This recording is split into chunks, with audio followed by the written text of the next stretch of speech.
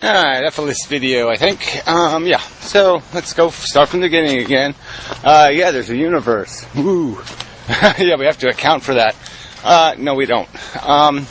We know what it is, basically. I mean, it's this matter thing comes into being in this crude form. I mean, it starts off as little bits of atoms. The atoms are formed. They become more complicated, more heavier, how we want to describe it, inside the furnaces of the suns of the universe. That's where all the heavy metals are made. And, yeah, and then those elements, 100 and whatever of them, combine in different arrangements and create things called compounds, like peanut butter and DNA. And rocks and all kinds of different things are made out of oxidized or carbonized, or, you know, there's a few elements that are really good at making lots of other kinds of compounds. And so it becomes a compoundium, the universe. Yeah, maybe it'd be better if we had a different word for it. A compoundium. Lots of different compounds, arrangements, connections, bits of energy stuck together. And then as they bounce around in the compoundium, they keep nuancing, they keep acquiring new pieces, stick to them. So it's like, you know, it's not that hard to imagine how this would happen. You know, if you just kept buzzing through a medium, kept moving through it, you would keep collecting bits of dust and crap and shit, and you would get more and more compounded. And then you add a component like evolution, and there you go. You know, the compoundiums, the bits, the players keep, hey pup, are you going to be friendly? Huh? Are you friendly? Come on. Come on. Come on, you got to catch up. You're way behind. Pretty dog. But, you know, dogs always wonder what the hell they're going to do. Yeah, because I've been through that one. Yeah, oh look, nice dog. All of a sudden, you know, he's got your face in his mouth. Anyway, where was I? Compoundium. So anyway, so yeah, compounds. And so it's doing this evolution thing. Evolution's a big word. You really can't avoid it. I mean, if you can't get the concept, if you don't buy into it, I'm sorry. It's just, you know, you fail dismally. Because that's what the matter's doing. It's just aging. And by aging, by going through this process of time, it's changing. It's changing into all kinds of complex bits. How you doing? Nice dog. So yeah, you know, that's the game really. So it's just a bunch of matter aging, really. It's a universe aging. It's a segment of the universe aging. We're kind of in the quiet part of the universe, so we can age without being reborn, without being smashed to pieces, as most of the universe is. The compounds in the rest of the universe keep smashing into each other and bashing each other back into little bits again to get rebuilt. But that's what's going on here. There's a pool table of the compoundium, and there's no place to hide on the table. There are places that are less active. You know, the middle of the table's really active. If we roll out there, you're not going to last too long as an aged compound, as something that's been around for a while and has acquired a thickness of dust, of evolutionary dust, of evolutionary nuance. Yeah, but there are corners of the pool table that they don't get much traffic. And that's where we're hiding. We're hiding from the action in a quiet place where the radiation is low and where compounds can do this.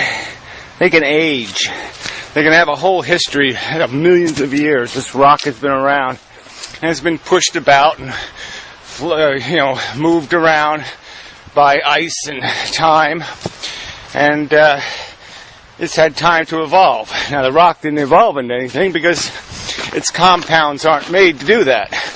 Its compounds don't have that capacity, let's say. They're not enriched compounds.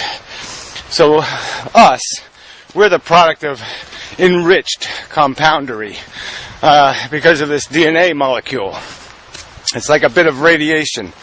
So 3.5 or 4 billion years ago, or 3 billion, who cares?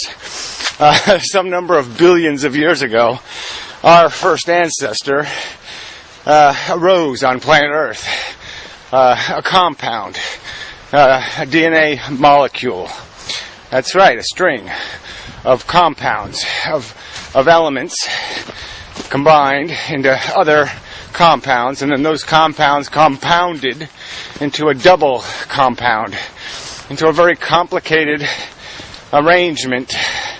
Not even complicated is a tricky word, as it's always relative, but yeah, I mean relative to hydrogen, it's a complex arrangement.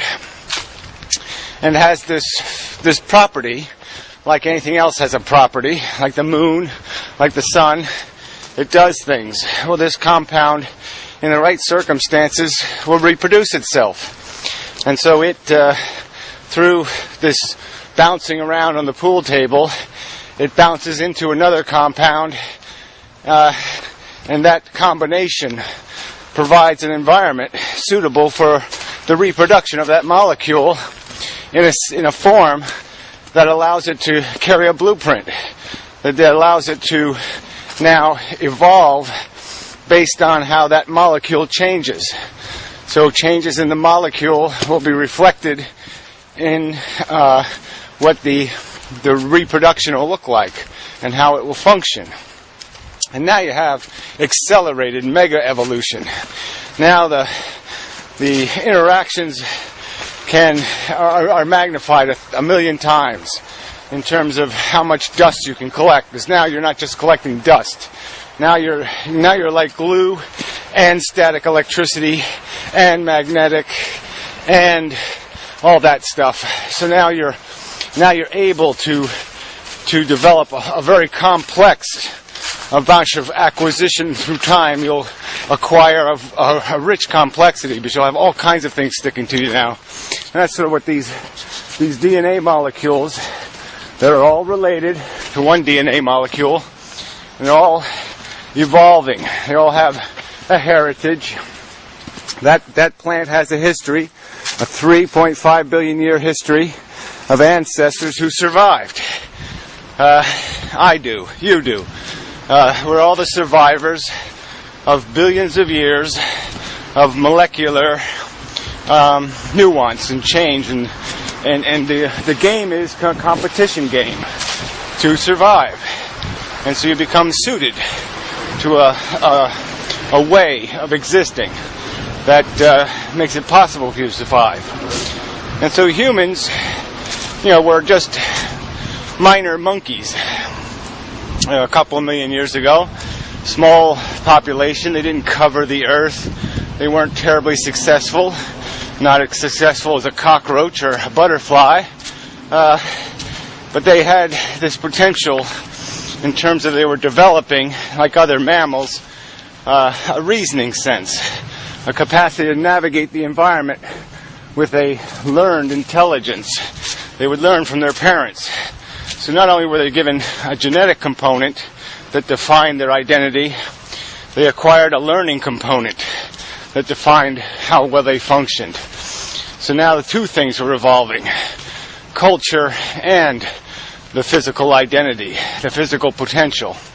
And they were feeding on each other in the sense that one would be adapting to the other. Your physiology would be adapting to what your culture could tolerate. And so this had, in some sense, a very negative impact on the physical structure of the human, because now we became smarter, more manipulative of the environment, and less dependent on physical strength.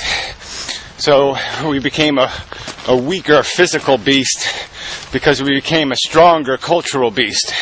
We could take advantage of knowledge, and we could accept defects in our physiology. And it might be one of these dramatic defects in our physiology that opened the door to language acquisition. It might have been the first language-capable human, might well have been a physical retard. I mean, it's ironic as that sounds.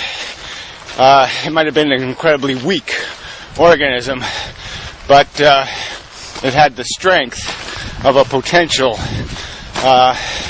to conceptualize in a way that no other before it had been able to do. But whatever, it doesn't matter. The first human, we know it just happened. There was a first human, a first language-capable beastie, that could go to grammar school and high school and learn how to learn how the world works and acquire something called the intelligence quotient. So anyway, and so as this is also happening, what's happening is we're psychologically evolving to suit this environment. And that depends on social relationships that you can see in other species where to enhance genetic diversity, a small percentage of your offspring or the offspring will be ejected and moved off into other tribes or other gangs or however you want to metaphor it.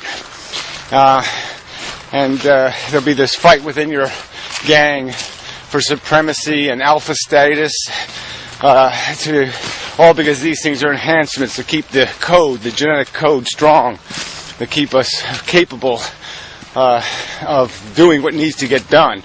And unfortunately, a lot of times what needs to get done is you just need to be very good at scheming, very good at figuring out what the other guy's thinking or doing, and then tripping him up. And that's how victories are won. Most of the fighting in nature isn't an honest contest. It's a dishonest one. It's a fixed contest. And it has a lot to do with just good and bad fortune, whether it's your day or not. Let's see, what else?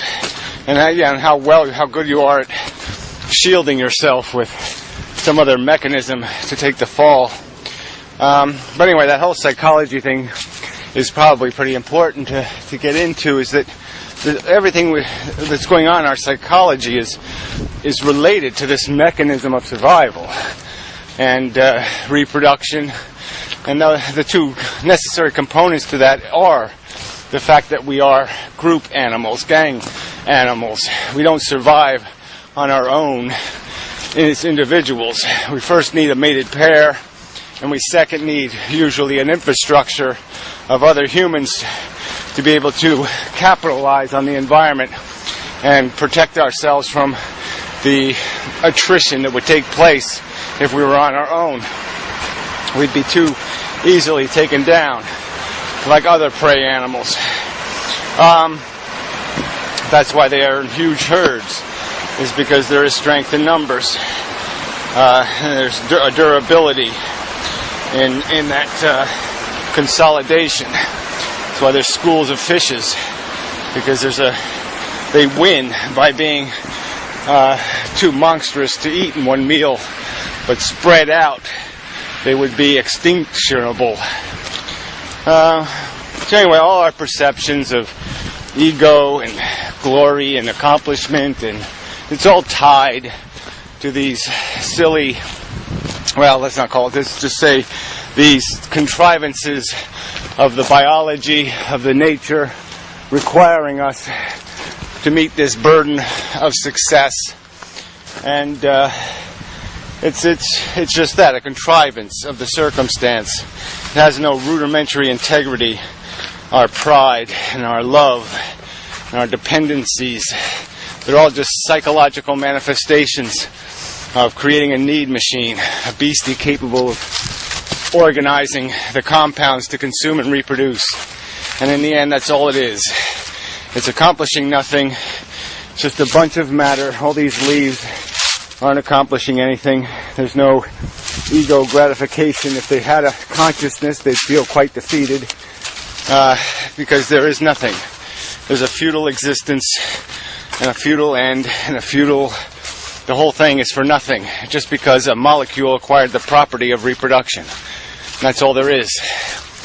So, I've expired